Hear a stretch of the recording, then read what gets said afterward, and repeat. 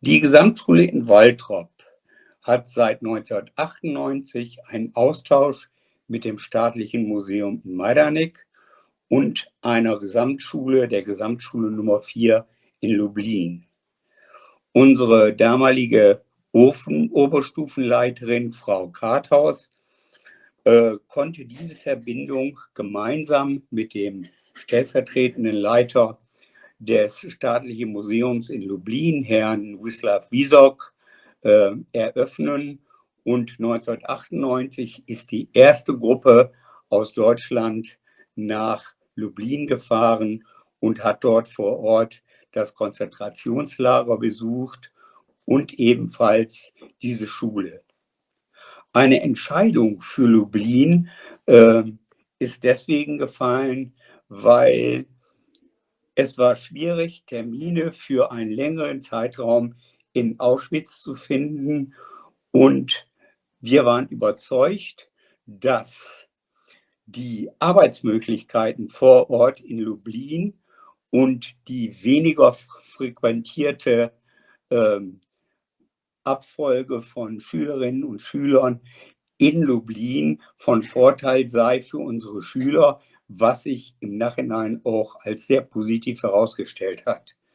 Denn die Arbeitsbedingungen vor Ort sind ideal und das sollte also auch weiter beibehalten werden. Ganz wichtig für uns ist die Zusammenarbeit vor allen Dingen mit Herrn Wisok und auch Mitarbeitern des Staatlichen Museums, weil den Schülern sehr viele Materialien vor Ort zur Verfügung gestellt werden und in den 14 Tagen, die diese Schüler immer vor Ort sind, unheimlich viel Quellenmaterial den Schülern zur Verfügung gestellt wird, was die Schüler auch immer sehr dankbar aufnehmen.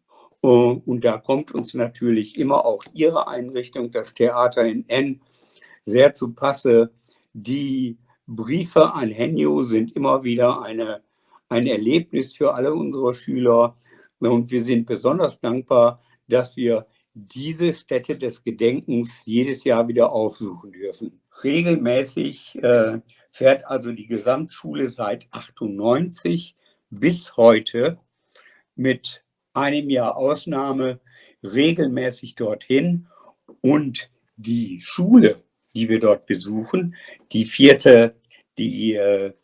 Gesamtschule Nummer 4, die macht jährlich einen Gegenbesuch in Waltrop, und zwar immer im September, Oktober für eine Woche. In der letzten Zeit, seit 2016, haben sich die Fördermittel für unsere 14-tägige Fahrt etwas reduziert, sodass wir jetzt nur noch gefördert 10 Tage fahren können, beziehungsweise 8 Tage fahren können, Abreise und Hinreise abgerechnet. Das ist bedauerlich, aber auch in dieser Zeit kann man sehr viel erarbeiten, auch wenn es einige Tage weniger sind.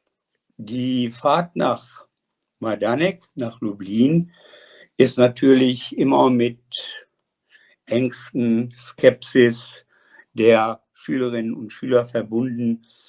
Man kennt vor Ort die Sachlage nicht, man beherrscht die Sprache nicht.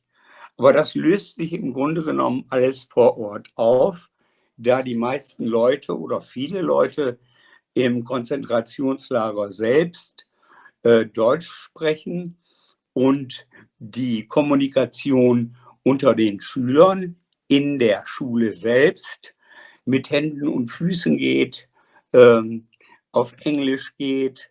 Man verständigt sich normalerweise sofort, und wenn es über Musik ist, also ganz interessant, man findet häufig den gleichen Musikgeschmack unter den polnischen und den deutschen Schülerinnen und Schülern.